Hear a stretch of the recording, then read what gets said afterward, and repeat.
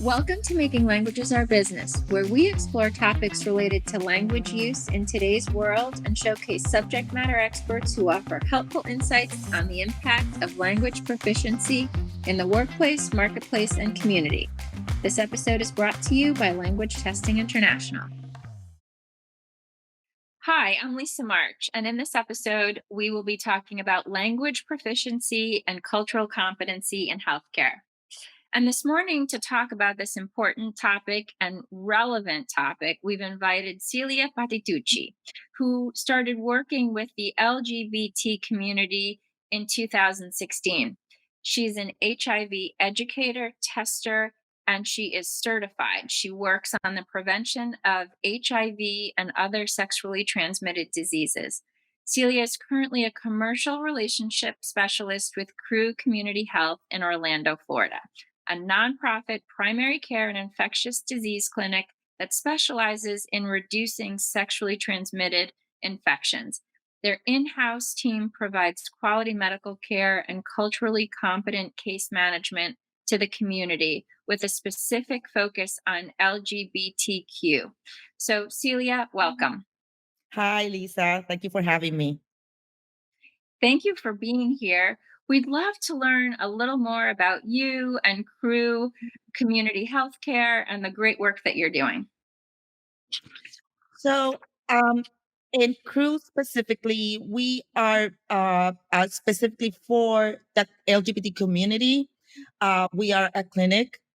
We offer PrEP, PEP. We offer services for transgender and non-binary part of the community, specific to them. That's also a part of the community that you have to be cultural competent. Their needs are different than somebody else's. We also do testing and just general medical care. Amazing. Tell me a little bit about how you got involved with Crew Community Care. Well, I started actually, I have to go a little bit back before Crew Community because I started after polls. I started volunteering and found out by volunteering that there was not a lot of Spanish speaking testers. So I was actually approached by the Department of Health here in Orlando and asked me if I wanted to become a tester so I can help in a different capacity.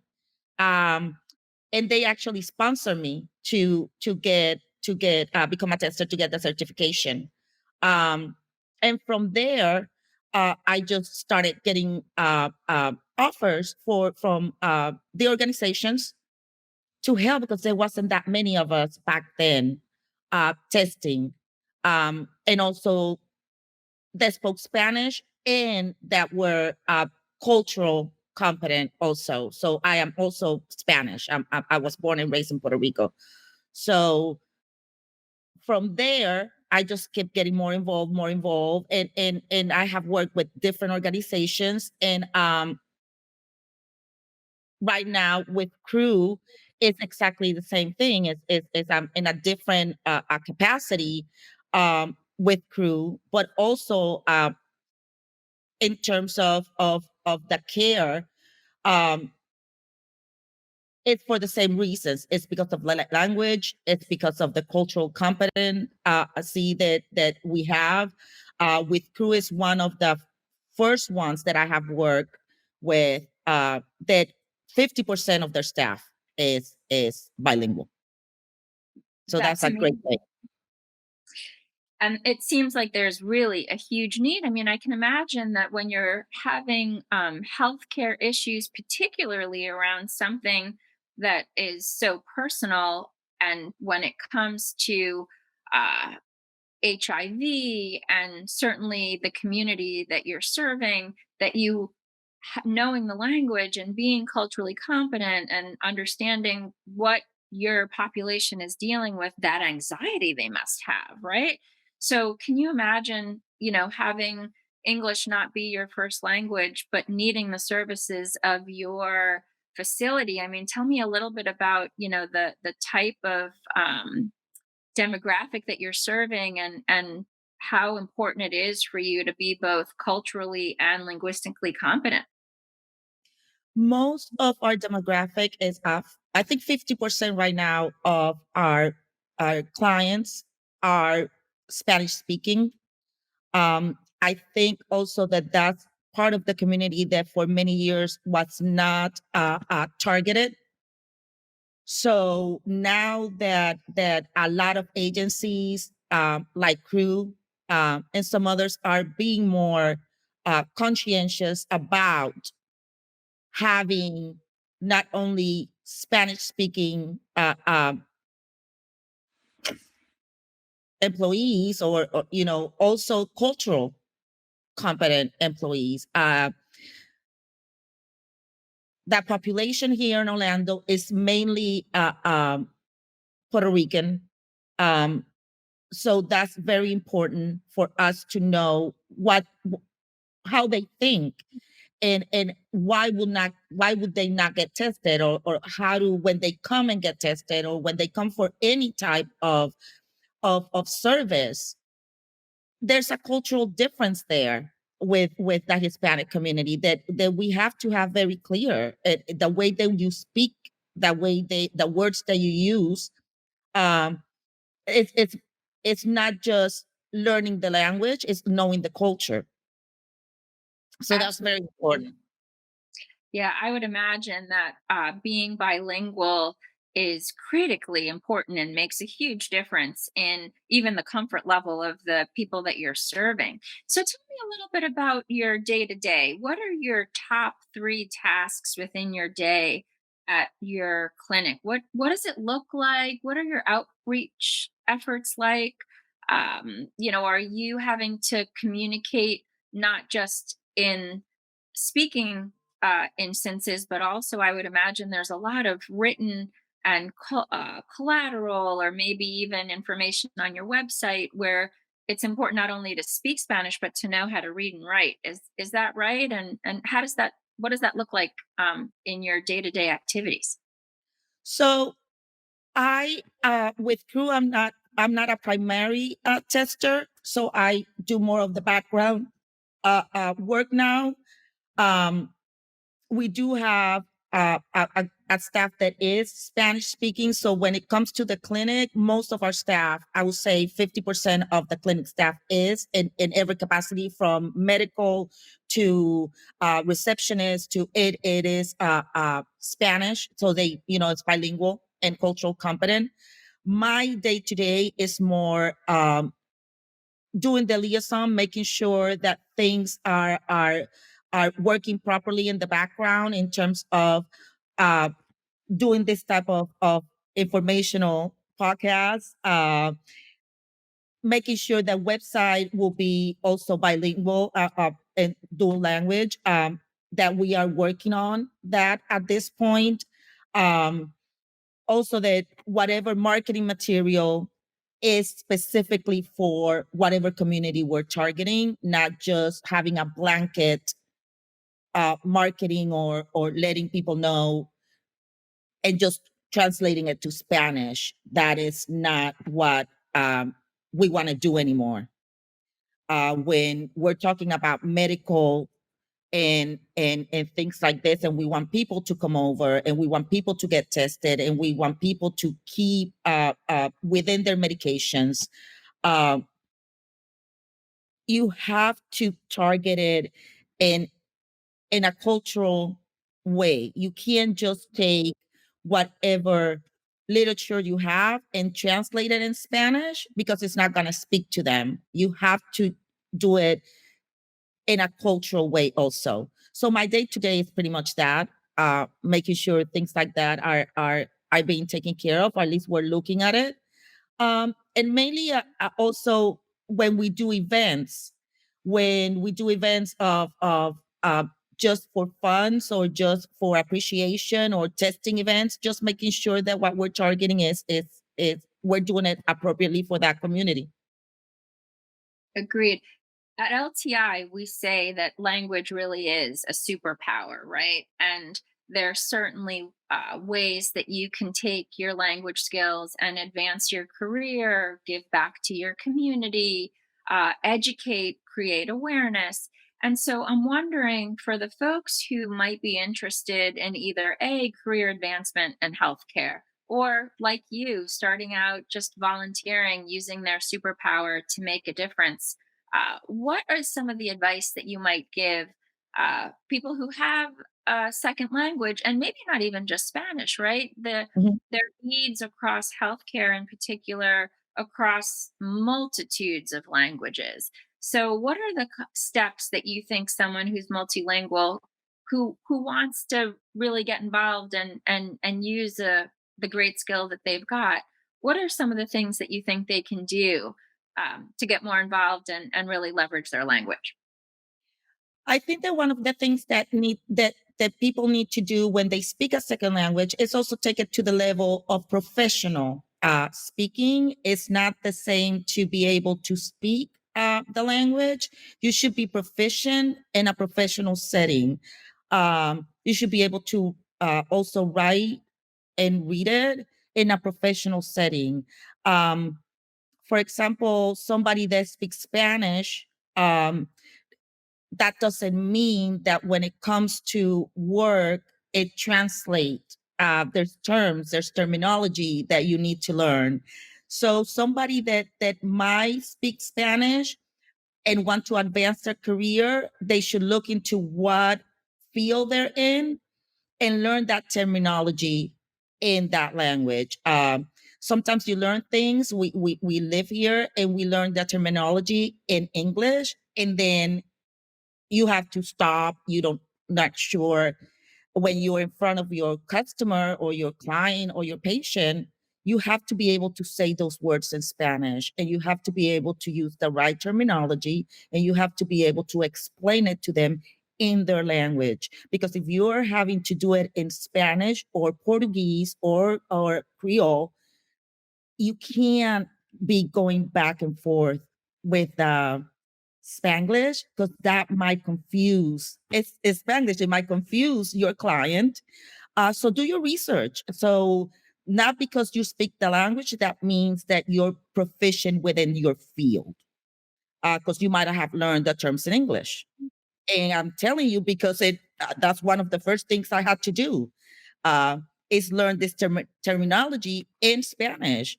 Um, I was born and raised in Puerto Rico. That is my first language, but I did not use medical terms in my everyday life when, in Spanish. I didn't have to. So when I became a tester and when I became a part of the community in this capacity, I had to go and look it up because you are trained in English. So you had to go. I had to go and look it up and translate. It makes sense of it for me first, so I can express it to whoever I was serving at that point.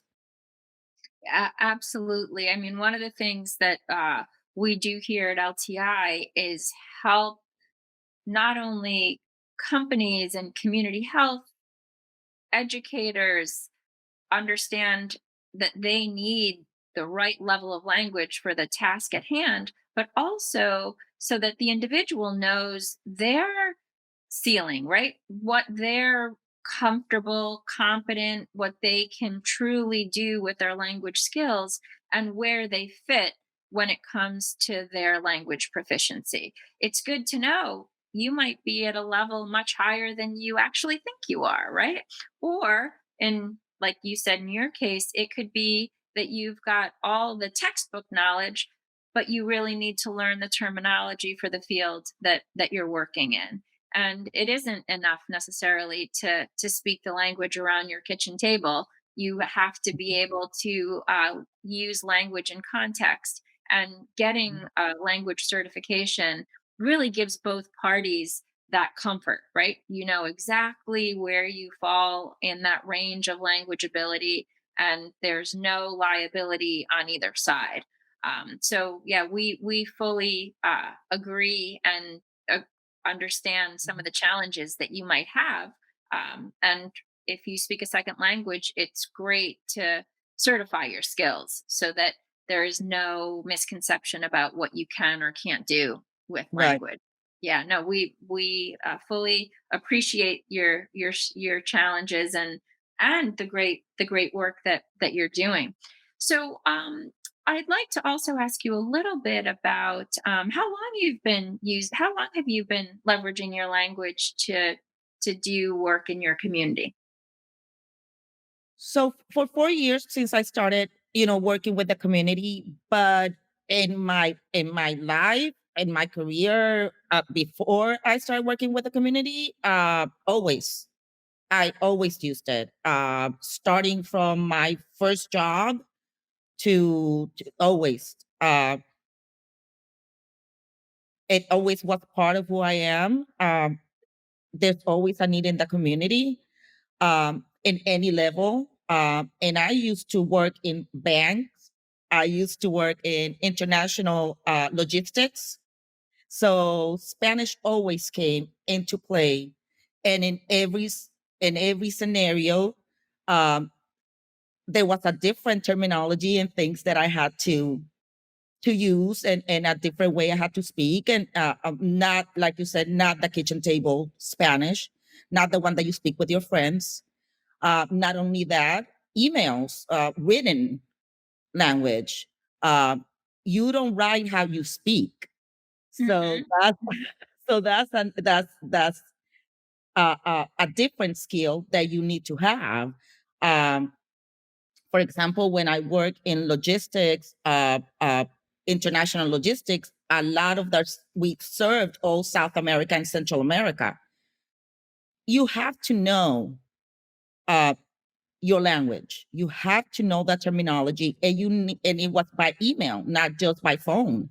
Mhm. So you had to know how to put it together properly, and that is very important. It's not just okay. I can understand what you're saying. I have to be able to convey what we're talking about in a written format, and that's a different set of skills.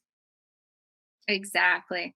Well, in closing, what advice would you have to folks who are multilingual, who'd like to leverage their language and do, whether it be volunteer work or potentially get a promotion in their job, or even in these cases, I mean, now you can work anywhere, anytime, and you could be working for an international global company here in the US.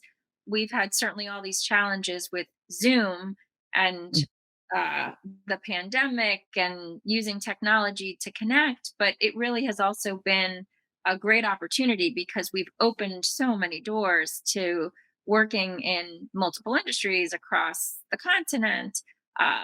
And I would imagine that folks with language skills have a clear advantage. Now they can really open their opportunities and possibilities, not just here in the US, but across the world. Any advice to folks who are multilingual who want to volunteer, change jobs, get a promotion? What are your parting words of wisdom? Um, I'm not very wise, so I don't know how much wisdom I can impart on anybody, but I will say with my own experience, um, it's really, if you are multilingual, it it's really not just that being able that conversational. It's what level of conversation, how you present yourself in terms of your language, um, and polishing that skill. It doesn't matter if you are a native Hispanic or a native person that speaks Spanish. That's your primary language. That doesn't mean you are a great conversationalist or you can express yourself properly in that language. Like you can see, English is not my first language. So I do have to pause and think about it. This conversation would be much different if I do it in Spanish.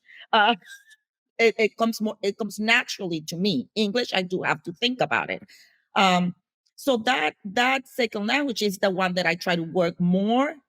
It's trying to polish my second language, not my primary language. And still, you have to work at it. You have to work at it. You have to remember words have meaning. You have to remember terminology that you need to use for whatever field you're gonna use that language for.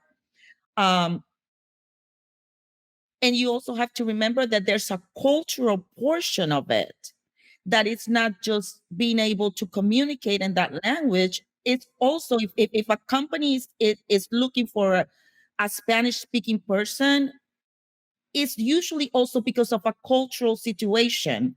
So that it comes hand in hand. So both of them, make sure you are cultural competent within the language you're speaking. Creole, Italian, Portuguese, that there's a cultural attachment to it that you should learn.